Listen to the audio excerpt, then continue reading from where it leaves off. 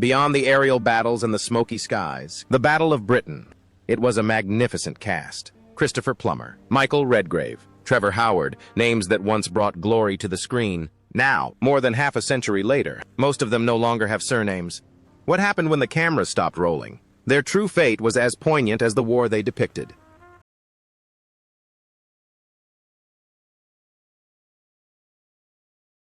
Laurence Olivier as Air Marshal Sir Hugh Dowding, born on May 22, 1907. Laurence Olivier starred as Air Marshal Sir Hugh Dowding in the film The Battle of Britain at the age of 62, portraying a brilliant and astute military leader who vividly captured the indomitable spirit of the British Royal Air Force.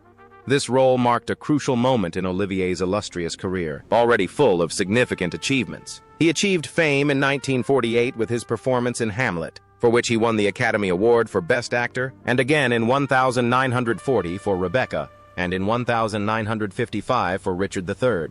Olivier's personal life, however, was turbulent. His first marriage to Jill Esmond ended in divorce in 1940, and his relationship with Vivien Leigh was marked by difficulties due to her mental health problems. Olivier had 3 children, but his relationship with them was quite unstable. He suffered from severe arthritis, which affected his later years. His net worth was estimated to be around $5 million. Olivier passed away on July 11, 1989, at the age of 82, a victim of kidney failure, leaving behind a remarkable, yet disturbing, legacy. Entry: Christopher Plummer, Trung Colin Harvey. Born on December 13, 1929, Christopher Plummer took on the role of Lieutenant Colonel Colin Harvey at the age of 39, portraying a courageous and talented pilot with a daring spirit. The role was part of Plummer's illustrious career, which spanned theater and film, with credits in films such as The Sound of Music, 1965, and The Insider, 1999. In 2010, he won the Academy Award for Best Supporting Actor for his role in The Premiere, 2010, and a Golden Globe Award in the same year, becoming one of the most acclaimed actors.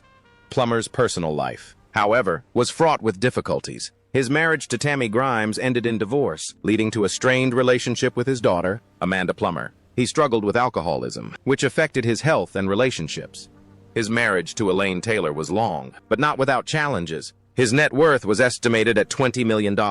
Plummer passed away on February 5, 2021, at the age of 91, due to complications following a fall, leaving behind an extraordinary cinematic legacy, but also scars.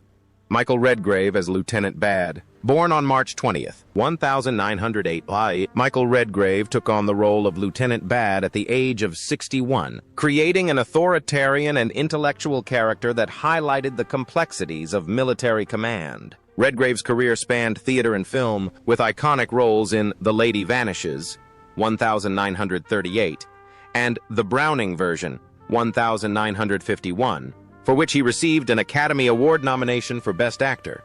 However, his personal life was marked by tragedies. His marriage to Rachel Kempson remained solid, but he struggled with work pressures and his son Corin's mental health problems. Redgrave also suffered from Parkinson's disease, which affected his career.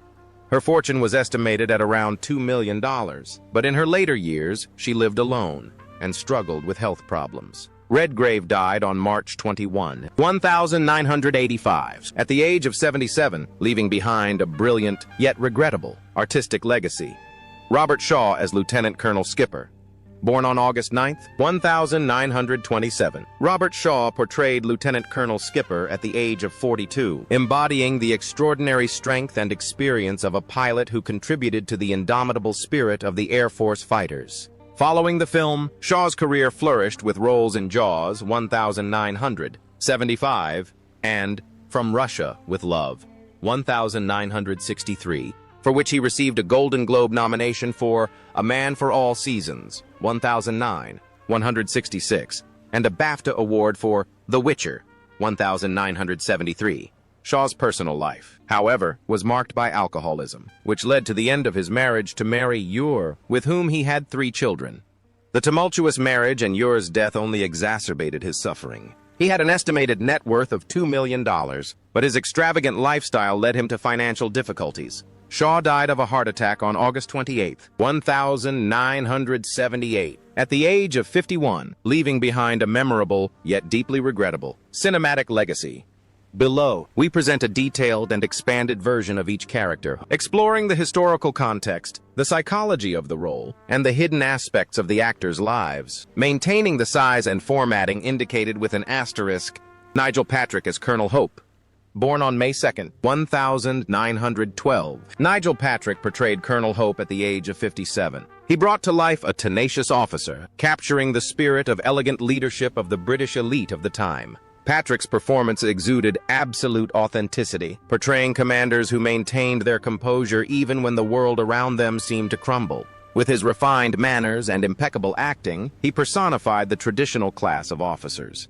In the 1950s and 1960s, Patrick's career was very successful, and his films included The League of Gentlemen, You, and The Barrier. His acting career earned him several nominations for the prestigious BAFTA. However, in stark contrast to his sophisticated on-screen persona, his personal life was marked by a series of romantic failures. His 3 marriages ended in bitter divorces, leaving him as a lonely and mysterious figure in the eyes of his peers. This emotional disillusionment led him down a path of severe alcoholism, an addiction that ruined his health and tarnished his reputation in the film industry.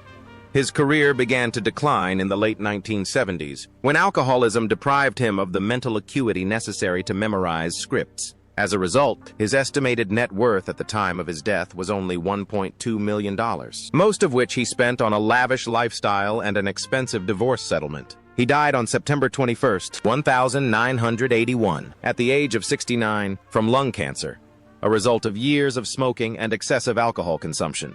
Nigel Patrick passed away peacefully, leaving behind a remarkable career, but also a poignant legacy of a talent unable to overcome its own limitations. Susanna York as Sergeant Maggie Harvey. Born on January 9, 1939, Susanna York played Sergeant Maggie Harvey at age 30. One of the few female characters in the film, York not only radiated beauty but also embodied the dedication of an officer, representing the thousands of women in the Women's Air Support Force, YAF, who worked tirelessly in the bunkers coordinating flights. Her performance was vibrant, expressive, and sensitive, highlighting the irreplaceable role of women in wartime. At that time, York was at the peak of her career. She played a role in They Shoot Horses, right?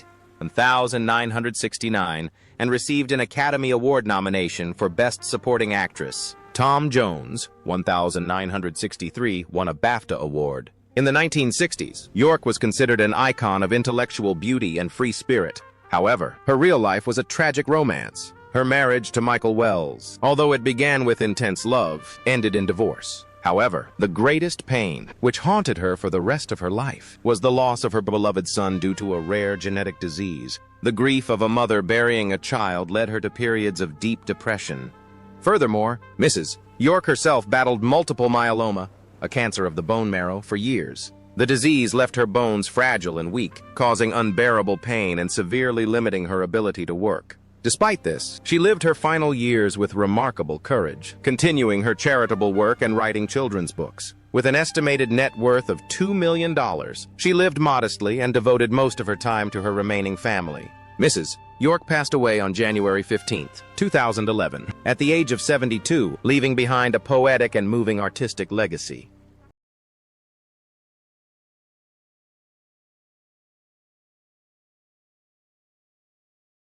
Cottage cheese like Baron Jürgens von Richter.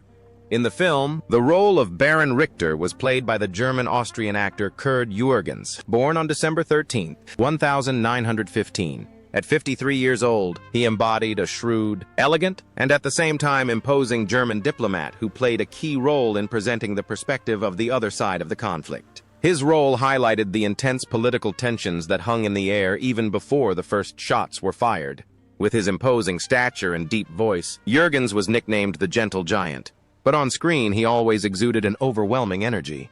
Jürgens' international career flourished after the war with films such as The Enemy Below, 1957, and The Spy Who Came Back from the Cold, 1965. He won the Volpi Cup at the Venice Film Festival and received a Golden Globe nomination, solidifying his position as one of Hollywood's most popular European actors. However, behind his impeccable appearance lay deep psychological wounds from the Nazi era. Although he did not directly serve in the Nazi army, and was even imprisoned in a concentration camp for refusing to cooperate, Jürgens always felt an unspeakable sense of guilt and melancholy for his homeland. His love life was turbulent, marked by 5 marriages, 3 of which ended in bitter divorces, leaving him with strained and distant relationships with his children. He turned to alcohol to cope with the pain, and his severe addiction gradually eroded his once robust health. Despite an estimated net worth of $4 million and the ownership of several luxury properties, Jürgens did not have a real family. Sadly, he died suddenly of a heart attack on June 18, 1982, at the age of 66, ending a brilliant film career, but one filled with personal tragedies and incurable pain. Trevor Howard plays the role of Air Force Deputy Commander Keith Park. Born on September 29, 1913, Trevor Howard, at age 55, took on the role of Keith Park, the second-in-command of the Royal Air Force. Demonstrating a mature acting style, Keith Park was not just a historical figure. He was the architect of London's defense system during the most intense period of the 1940s. Howard portrayed a calm, determined, yet pressured commander who emulated the brilliant defensive strategy of the Royal Air Force, RAF, during the Luftwaffe siege. To ensure the verisimilitude of the role, Howard meticulously analyzed the behavior of senior officers of the time, who maintained impassive faces even when their squadrons of Spitfires were being shot down en masse. Howard's career has been stellar for decades. Audiences have never forgotten his portrayal of the elegant doctor in A Brief Meeting, 1945, or The Nervousness of the Third Man, 1949. These successes earned him an Oscar nomination for the film His Children and Lovers, 1960, and a BAFTA Key Award, 1958. However, behind his film stardom lay a tumultuous personal life. He was known for his strong, sometimes stubborn and difficult-to-control personality, which contributed to his memorable roles but also led to serious personal problems. His marriage to Helen Cherry, though long-lasting, was fraught with difficulties and began to crumble in the late 1950s. Loneliness and the pressures of the film industry led Howard to severe alcoholism and prolonged depression. He faced harsh public criticism for his extravagant lifestyle, and the long nights spent in London bars gradually damaged his health. Although his net worth was estimated at $3 million, an impressive sum, money failed to comfort him. In his later years, Howard lived almost entirely alone in a small house, and his health was severely affected by complications arising from alcoholism. He died on January 7, 1988, at the age of 74, leaving behind a brilliant career, but also a life filled with poignant memories of his glorious and tragic personal life. Kenneth Moore como Colonel Baker. Born on September 20, 1914, Kenneth Moore portrayed Colonel Baker at the age of 54. In the film, he brought to life a reliable officer who unites combat units. What made Moore's performance unique was the absolute authenticity with which he conveyed it. Based on his own combat experiences in the British Royal Navy during World War II, Moore didn't need to exaggerate to capture the essence of a soldier. He understood the feeling of leading young men to their deaths and the weight of responsibility. Before this monumental project, Moore's career was already established with classic works such as Extend the Sky, 1956, a film for which he won a BAFTA Award for Best Actor for his role as the one-legged pilot Douglas Bader, a war masterpiece, The Longest Day, 1962. His personal life, however, was a sad melody, with many deep voices. His first marriage was peaceful, but the second was full of constant conflict and tension. Family disputes caused Moore, once a cheerful and vibrant man, to become withdrawn, melancholic, and isolated from others. The greatest tragedy occurred when he began developing symptoms of Parkinson's disease in the 1970s. This debilitating disease severely impaired his mobility and voice, interrupting and ultimately ending his film career. Although his net worth was estimated at around $1.5 million, he used most of it to cover the high costs of his treatment. In his later years, he lived in almost complete isolation from the outside world, battling the disease in solitude. Moore died on July 12, 1982, at the age of 67, due to serious complications from Parkinson's disease, leaving behind a respected cinematic legacy, but also a profound sense of loss for fans who mourned the loss of a talent destroyed by fate. Ralph Richardson, Sir David Kelly Ellen. Ralph Richardson, one of the three great masters of British theatre, was born on December 19, 1902, and at the age of 66, he played Sir David Kelly. In the film, he brought to life a brilliant Swiss diplomat who tried to avert war through secret diplomatic channels. Richardson brought elegance, composure, and wisdom to the role, helping the audience understand that war was not fought only in the air, but also at the negotiating tables of diplomacy.